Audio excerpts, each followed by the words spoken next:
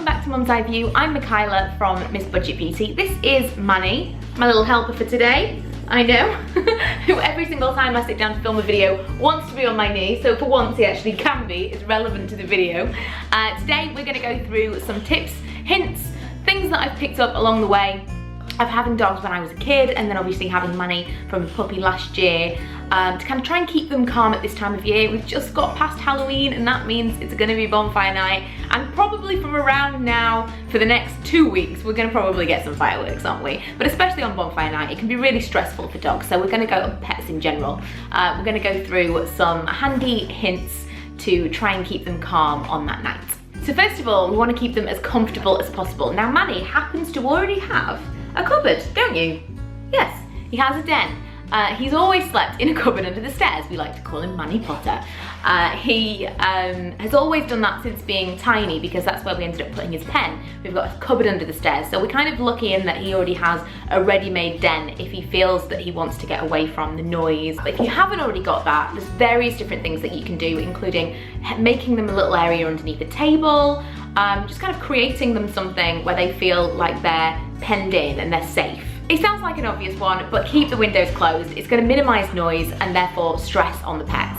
As well as the noise outside, be mindful of the noise inside as well. If the pets are already a little bit stressed, kids running around inside is probably not going to help. I know that when I was a kid, I was never into bonfires. I didn't like to go out to see fireworks.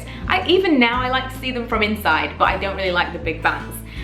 So I was probably inside bothering everyone. If you've got kids like me, then maybe try to explain to them why it's a great idea to kind of try and keep the noise to a minimum, just to keep the pets as calm as possible. Another thing to maybe think about would be that it's just been trick-or-treat season. Now, chances are by Bonfire Night they've got no sweets left, but let's say they do. It is maybe a good idea to take this time to remind them that although the animals might be looking a little bit stressed and maybe they think that they need a treat, it's not necessarily a good idea to share one of theirs. Maybe get them like a chew or a dog toy, something to kind of keep them occupied.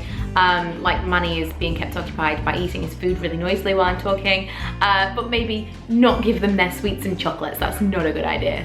And obviously from a safety point of view, we've got lots of candles and lanterns out at this time of year, not to mention things to do with actual fireworks themselves. Just keep everything out of the reach of not only children, but the little furry children as well. And if you want some steps to remember, there's actually a really funky acronym. ROCKET. R is reduce outside noise. That can be anything from closing the windows, closing the curtains, turning on the radio or the TV a little bit louder than normal, anything to kind of normalize the noise for the pets inside. O, occupy or distract with games or toys. C, calm and quiet behavior should be rewarded. Anxious and nervous behavior should be ignored. K is for keep calm, and that's for you. If you are nervous, then the pets will kind of pick up on that and it will make them more nervous.